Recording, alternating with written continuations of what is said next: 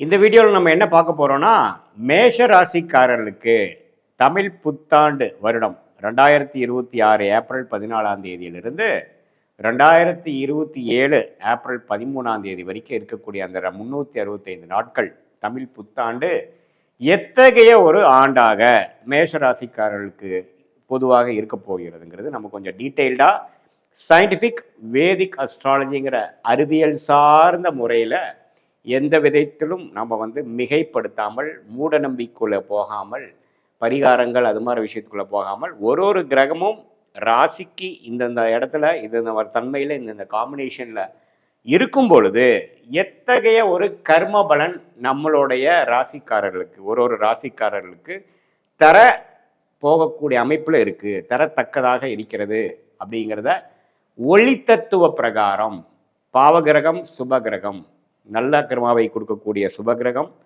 தீய கர்மாவை கொடுக்கக்கூடிய பாவகிரகம், அந்த பாவகிரகமே சுபகிரகத்தின் தாக்கம் பெறும் பொழுது வேற மாதிரி நல்ல பலன்கள் கொடுக்கக்கூடிய அமைப்புகள், அது மாதிரி நிறையா இந்திய வேத ஜோதிடத்தில் எப்படி ஒரு தனி மனிதனோட கர்மா செயல்பட போகிறது அப்படிங்கிறத நம்ம துல்லியமாக இந்த வீடியோவில் மேஷராசிக்காரர்களுக்கு தமிழ் புத்தாண்டு எப்படின்னு பார்க்க போகிறோம்.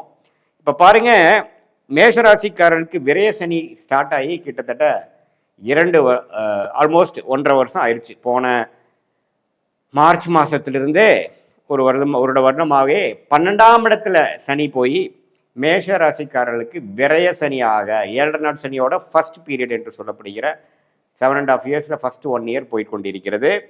அது 2027 மார்ச், அதாவது இந்த வரக்கூடிய தமிழ் புத்தாண்டு முழுவதும் விரய சனியாக தான் நீடிக்க போகுது.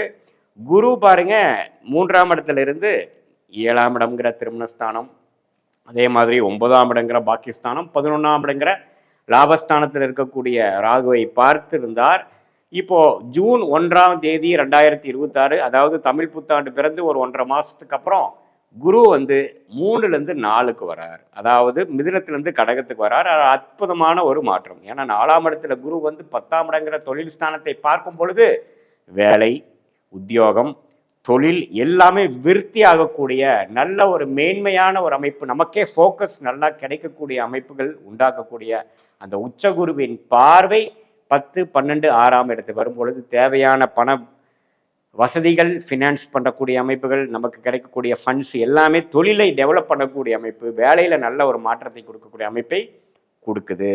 ஸோ அந்த ஒரு ஜூன் மாதம் மாறக்கூடிய அமைப்பு மேஷராசிக்கு அற்புதமாக இருக்குது. அதே சமயத்தில் வேற ஏதோ ஆண்டு கிரகம் மாறுதான்னு கேட்டிங்கன்னா சனி மாறலை, குரு ஜூன் 1ஆம் தேதி மாறுறார். அதுக்கப்புறம் ராகு கேதுகள் டிசம்பர் 6ஆம் தேதி 2026 புத்தாண்டு பிறந்து ஒரு 7-8 மாதம் கழித்ததுக்கப்புறம் இந்த ஆங்கில ஆண்டின் கடைசி மாதம் ஆகிய டிசம்பர் 6ஆம் தேதி 5ஆம் இடத்தில் இருக்கக்கூடிய கேது 4ஆம் இடத்துக்கும் 11ஆம் இடத்தில் இருக்கக்கூடிய ராகு 10ஆம் இடத்துக்கும் மாறுகிறார். ஸோ இந்த நடுவால ஜூன், ஜூலை, ஆகஸ்ட், செப்டம்பர், அக்டோபர், நவம்பர் இந்த 6 மாதங்கள் பார்த்தீங்கன்னா ராகு கேதுகள் பிரச்சனை இல்லாமல், ராகு கேதுகள் 11/5க்கு சம்மந்தப்பட்டு 10ஆம் வீட்டை பார்க்கக்கூடிய குரு அற்புதமான ஒரு மேன்மையை ஜூன் மாதத்திலிருந்து நவம்பர் மாதம் வரைக்கும் நல்ல ப்ரோக்ரஸ், அருமையான ஒரு ஸ்ட்ரெச் மேசராசிக்காரர்களுக்கு வியாபாரம், தொழில், இன்வெஸ்ட்மெண்ட், வேலை அது மாதிரி விஷயத்தில் இருக்கக்கூடியவங்களுக்கு நல்ல ஒரு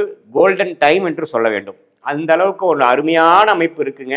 அதை நல்லா யூஸ் பண்ணிக்கங்க. அதுக்கப்புறம் டிசம்பருக்கு அப்புறம் என்ன சாமி ஆகும் அப்படின்னா, டிசம்பருக்கு அப்புறம் ராகு 10க்கு வர்றதுனால சில பிரச்சனைகள், சில சேஞ்சஸ், சில அப்டக்கிள்ஸ் அப்படிங்கிற மாதிரி சில விஷயங்கள் கொடுப்பார்.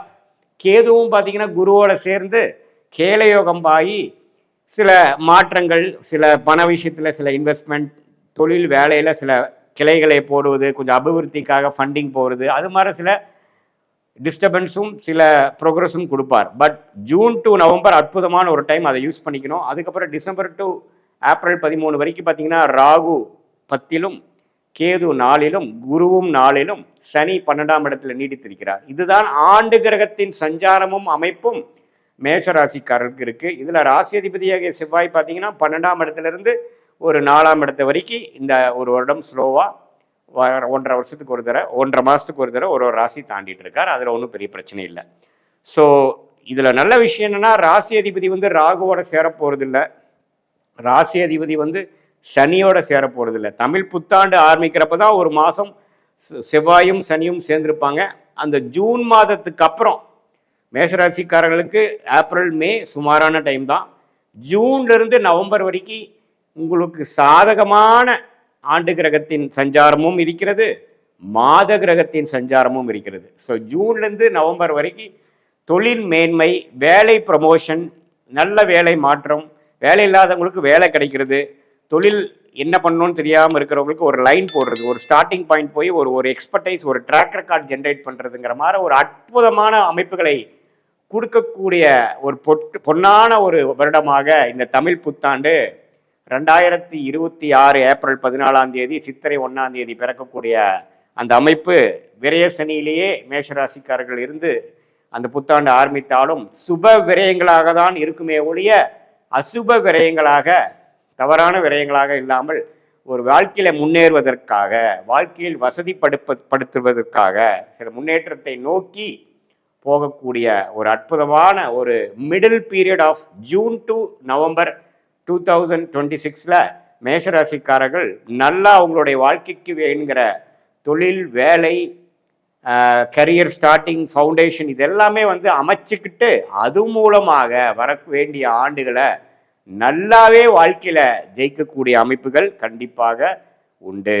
இது பார்த்தீங்கன்னா இது ஒரு பொதுவான ஒரு ஆண்டு கிரகம், மாத கிரகத்தை வைத்து நம்ம சொல்லக்கூடிய ஒரு அமைப்பை ஒழிய உங்களுடைய ஜென்ம ஜாதகத்தில் பிறந்த தேதி, பிறந்த நேரம், பிறந்த ஊரில் என்னென்ன மாதிரி ஒரு அமைப்பு வருது, அதாவது எந்த ஜாதகத்தில் நீங்கள் என்ன லக்னத்தில் பிறந்தீங்க, மேஷ ராசியில் நீங்கள் அஸ்வினி நட்சத்திரமா அல்லது பரணி நட்சத்திரமா அல்லது கிருத்திகை நட்சத்திரம் முதல் பாதமா, என்ன லக்னம், லக்னாதிபதி எப்படி இருக்கிறார், என்ன தசாபுக்திகள் போய் கொண்டிருக்கிறது, அந்த லக்னா நாதன் எப்படி இருக்கிறார், லக்னாதிபதியோட உச்சம், நீச்சம், பகை, அதே மாதிரி திருட்பலம், திக்பலம், அதெல்லாம் பலம்லாம் எப்படி இருக்கு, என்ன மாதிரி தசாபுக்திகள் போய் கொண்டிருக்கிறது, நடக்கக்கூடிய தசை உங்களுடைய லக்னத்துக்கு யோகமான தசையா, தசை புக்தி எப்படி போயிட்டு இருக்கு, எப்போ அந்த தசை முடியுது, அடுத்தது நம்ம வாழ்க்கையில எது மாதிரி ஒரு பாதையை நோக்கி நம்ம செல்ல போகிறோம், நம்மளோட திருமண வாழ்க்கை எப்படி போக போகிறது, நம்மளுடைய ஹெல்த் எப்படி ஆக போகிறது, நம்மளுடைய வெளிநாடு பயணங்கள், மாற்றங்கள், உள்நாடா வெளிநாடா, அரசு உத்தியோகமா,